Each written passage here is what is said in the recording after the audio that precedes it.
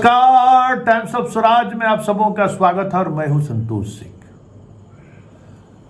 और आज हम टाइम्स ऑफ स्वराज में हम बात कर रहे हैं नीतीश सरकार के उस फैसले की जिस फैसले की वजह से पूरा ब्यूरोक्रेसी सकते में है।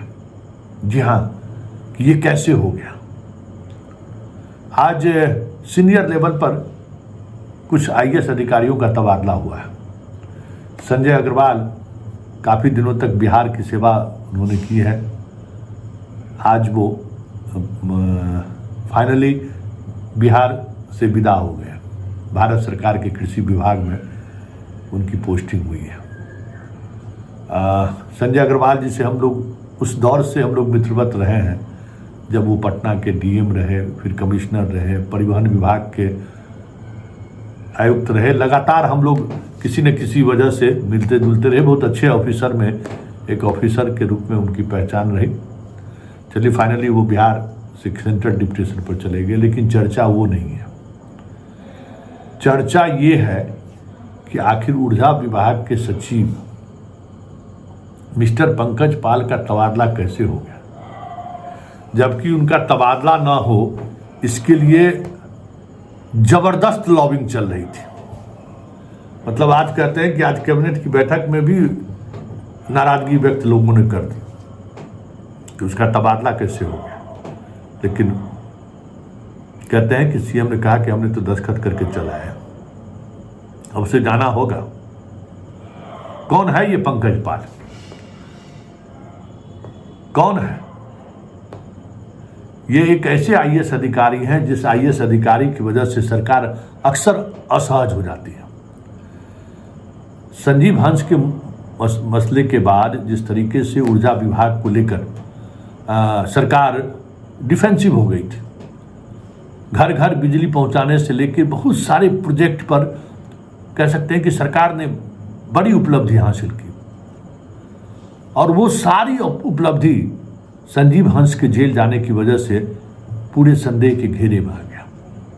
और उसके बाद जो बची खुची जो बात थी उसको पंकज पाल निपटाने पर लग गया। पहले अधिकारियों के आपसी रिश्तों में दरार आया, दो डायरेक्टर के बीच विवाद हुआ। चंद दिन पहले ही एक डायरेक्टर को वहाँ से सरकार ने हटा दिया, यह सोचकर कि फिर उनके हटने के बाद भी अगर मान लीजिए कि चेयरमैन को कोई दिक्कत हो रहा है तो फिर चीज़ें बदलेंगी।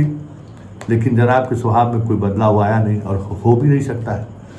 जहाँ भी गए हैं वहाँ इनकी पीछे के किए गया काम जो है इनके साथ साथ पहुँच जाता है। जो इनका कृत्य है वो साथ साथ चलता है, और वो कृत्य कहीं न कहीं आप कह सकते हैं कि इन चीज़ों के सामने उजागर होने ही लगता है। सरकार को मालूम हो ही जाता है कि पहुंच गए, फिर पुराने रंग में ही अपना ढलने लगते हैं। तो टाइम्स ऑफ स्वराज इनके कृत्य को लेकर लगातार खबर चलाते रही है, लगातार। और किस तरीके से ये एक खास लक्ष्य को लेकर काम करते हैं, और कई ऐसे व्यक्तिगत जीवन में इनकी कमजोरी है जिस कमजोरी की वजह से सरकार कहाँ कहाँ बदनाम होती है, वो सारी खबरें हम दिखाते रहे। और उस खबरों के सहारे भी कुछ चीज़ें ऐसी आई इनके बारे में जिसको लेकर पुलिस का अनुसंधान अभी भी चल रहा है। कई मामले ऐसे हैं जिसमें सीआईडी अभी भी जांच के दायरे में रखे हुए हैं। मतलब बहुत सारे मामले हैं। और जब कभी भी बिहार के कुछ आईएएस अधिकारी की चर्चा होती है तो पंकज पाल की भी चर्चा होती है, और उस दौरान सरकार को बैकफुट पर आना पड़ता है। सरकार कोशिश करते हैं कि भाई अपनी प्रवृत्ति में ये बदलाव लाएं, अपने कामकाज शैली में ये बदलाव लाएं। सरकार यही वजह है कि कुछ दिनों तक साइड करने के बाद भी फिर पोस्टिंग इनको देते। कई जिला के डीएम भी रहे, लेकिन डीएम भी कहीं भी अपना टर्म पूरा होने से पहले इतनी शिकायतें आ जाती थी कि इनको विदा किया जाता था। लेकिन इस बार जनाब तो बड़ी ज़बरदस्त लॉबिंग किया गया था, एकदम ज़बरदस्त लॉबिंग कर दिया था। इस तरीके की घेराबंदी उन्होंने कर दी थी कि बहुत मुश्किल हो रहा था वहाँ से इनको विदा करना। लेकिन लगातार खबरें आ रही थी मुख्यमंत्री आवास में कि ये जनाब अपने आचरण में बदलाव लाने को तैयार नहीं है। कुछ चीज़ें हैं जो ये साथ लेकर चलते हैं और जिसके सहारे ये विभाग को चलाना चाहते हैं, और वहाँ टकराव की स्थिति उत्पन्न हो गई। और टकराव की स्थिति इस तरीके से हुई कि विभाग से जुड़े हुए तमाम उस तरीके के नेटवर्क चलाने वाले लोग पंकज पाल के साथ खड़ा ही नहीं था। पंकज पाल को बाल बाका ना हो इसके लिए एरी चोटी एक किए हुए थे। लेकिन सरकार की जब नज़र चली गई तो फिर तो भाई जाना पड़ेगा। तो सरकार की नज़र चली गई, सरकार की नज़र गई तो इनको हटा दिया गया और ये जनाब अब PhD के सचिव बनाए गए हैं। कहाँ ऊर्जा विभाग और कहाँ PhD, आप समझ सकते हैं। तो कहने की ज़रूरत नहीं है कि इन्हें PhD में क्यों भेजा गया। सरकार किस हद तक नाराज़ होगी ये आप सोच सकते हैं, फिर भी इनको PhD का सेक्रेटरी बना दिया गया। अब देखिए वहाँ इस झटके के बाद ये कितना सुधार लाते हैं अपने कामकाज में, ये जरूर अपने आचरण में कितना सुधार लाते हैं, ये देखने वाली बात होगी। क्योंकि सरकार के पास इनकी फाइल मोटी फाइल है, लेकिन सरकार भी कभी कभी किसी न किसी दबाव की वजह से मजबूर हो जाती है और उस मजबूरी का फ़ायदा लोग, ऐसे लोग भाई बहुत तरीके का सेटिंग करता है ना। अब विभाग के मंत्री हमारे विजेंद्र बाबू लोगों को जो है सो मोह लेता है, लोग ऐसा अधिकारी सब, अब क्या कीजिएगा।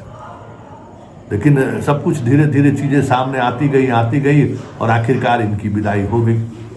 अब अभी दिल्ली से सेंट्रल डिप्टेशन से एक अधिकारी लौटे हैं, उनको इनके जगह पर पोस्ट किया गया है। लेकिन एक बात है जिस बात पर गौर करने की ज़रूरत है कि जो अफसरशाही और भ्रष्टाचार को लेकर नीतीश जिस जीरो टॉलरेंस की बात करते रहे, उस जीरो टॉलरेंस के बीच कुछ न कुछ ऐसा होता रहा है जिससे सरकार के साख पर दाग लगा है।